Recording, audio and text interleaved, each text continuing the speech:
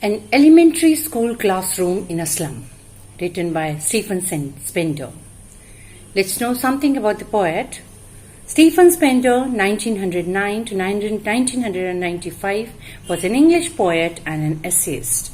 He left University College, Oxford, without taking a degree and went to Berlin in 1930. Spender took a keen interest in politics and declared himself to be a socialist and pacifist. Books by Spender include Poems of Dedication, The Edge of Being, The Creative Element, The Struggle of the Modern, and an autobiography, World Within World. In an elementary school classroom in a slum, he has concentrated on the themes of social injustice. Let's start with the poem. The first paragraph of the poem. Far from the gusty wave these children's faces, like rootless feet, the hair torn around their pillow, the tall girl with her way-down head, the skin paper-seeming boy with rat eyes, the stunted, unlucky hair of twisted bones, reciting a father's gnarled thesis, his lesson from his desk at the back of the dim class, one unnoted, sweet and young, his eyes live in a dream of a squirrel's game in the tree room other than this. The poem says about the children in the elementary school classroom in a slum. They look pathetic and miserable. They have pale and lifeless faces. Their disorderly hair are torn around and look like rootless weeds. They are depressed and keep their head down. They had stunted growth. They inherit the diseases from their parents. They do have dreams. A sweet young boy is sitting unnoted at the back of the dim classroom. He is dreaming of squirrel's game in tree and of other interesting places other than his dull and drab classroom. Let's come to the second stanza. On sour cream wall, donations, Shakespeare's head, clouded dawn, civilized dome writing all cities, belled, flowery, terrorless valley, open-landed map awarding the world its world. And yet for these children, these windows, not the map, their world, where all the future painted with fog, a narrow street sealed in with a lead sky, far, far from rivers, capes, and stars of the world. The gifts given as donation and the picture of Shakespeare's head are hung on the unpleasantly creamy walls, but these are useless to these unfortunate children. In the early morning, the sky is cloudless. Dome of the institutions of civilized world shine in every city. So are they in Tyrol Valley. Music of bell, fragrance of flower pervade there. Map of this world is made and reshaped by the people in power. But for these children in a school, in the slum, the world is meaningless.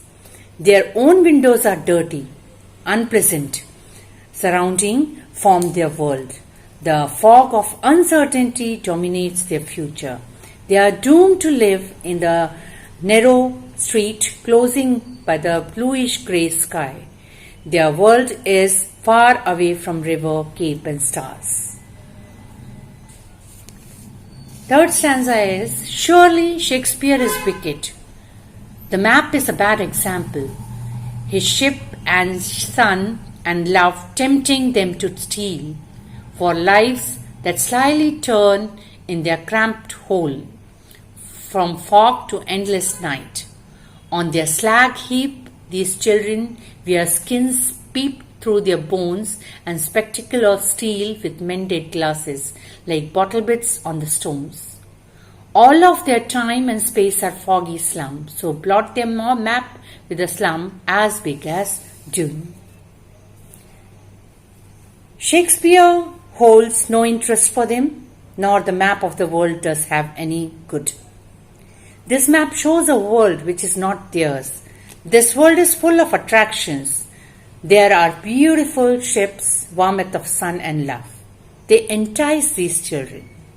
They are tempted to steal them away by running away from their miserable surrounding. They live in their narrow, crowded holes or layers. Their life starts with fog of uncertainty and ends with endless night of their death. On the heap of the waste, these small children wander with their bones peeping out of their skin. Wearing spectacles of steel with mended glasses, they look like pieces of broken bottles on stones. All their time and space is spent in these dirty, foggy slums. These slums are not less than living hells. Actually, they are a blot on their civilized society, civilized world, and the world of rich and the great. The last stanza says, unless governor, inspector, visitor, this map becomes their window, and these windows that shut upon their lives are like catacombs. Break, oh break, open till they break the town, and show the children to green field, and make their world run azure on the golden sand, and let their tongues run naked into the books, the white and green leaves open. History, theirs, also language is the sun. The map of the civilized world and the slums of these unfortunate children are two entirely different worlds. Governor, inspector, visitors, and other important persons must abridge this gap. They must peep into the world of the children living in the slum. They must make their own world the world of these slum children too.